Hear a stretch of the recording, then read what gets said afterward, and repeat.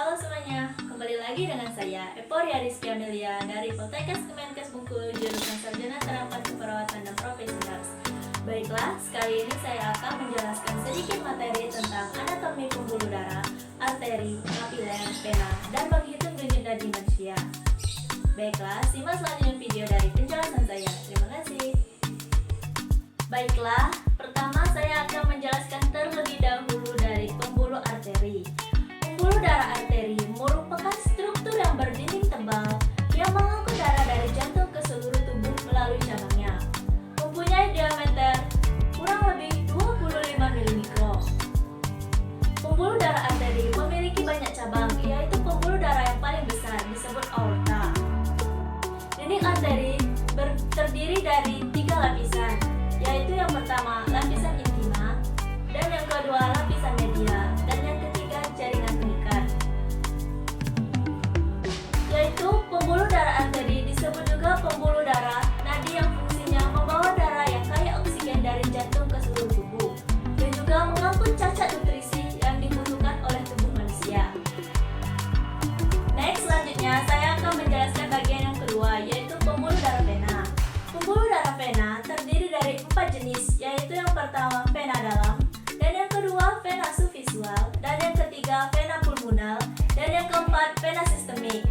Yang pertama vena dalam yang terletak pada jaringan otot, dan yang kedua vena subvisual merupakan vena yang terletak dekat di permukaan kulit, dan yang ketiga vena pulmonal.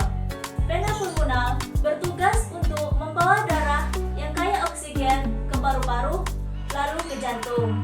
Dan yang keempat, vena sistemik, yaitu vena yang terletak di tubuh yang mana bertugas membawa darah yang tidak mengandung oksigen kembali ke jantung. Selanjutnya, bagian yang ketiga, yaitu pembuluh darah kapiler. Pembuluh darah kapiler berdiameter kurang lebih 5-10 mikrometer. Pembuluh darah kapiler sering disebut juga tempat pertukaran air larutan mikromolekul antara darah dan jaringan ke darah karena dindingnya yang tipis dan aliran darah yang lambat.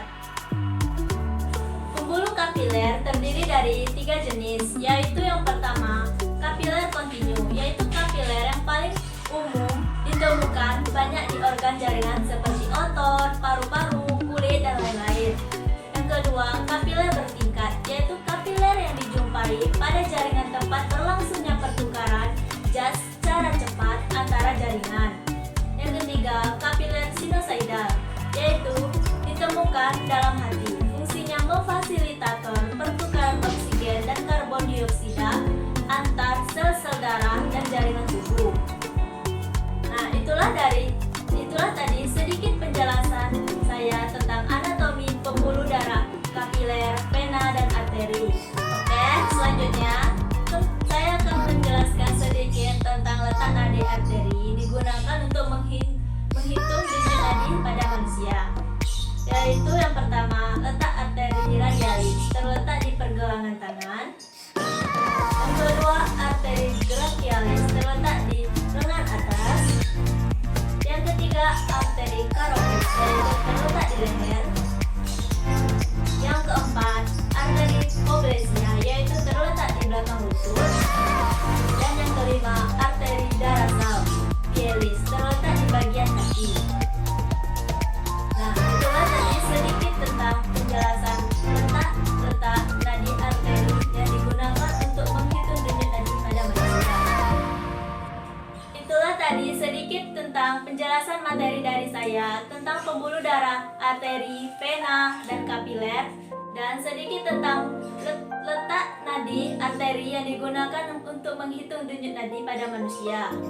Apabila ada kesalahan dalam menyampaikan atau menjelaskan materi tentang video saya minta maaf. Kepada Allah saya mohon ampun. Terima kasih. Wassalamualaikum warahmatullahi wabarakatuh. Sampai ketemu di video selanjutnya.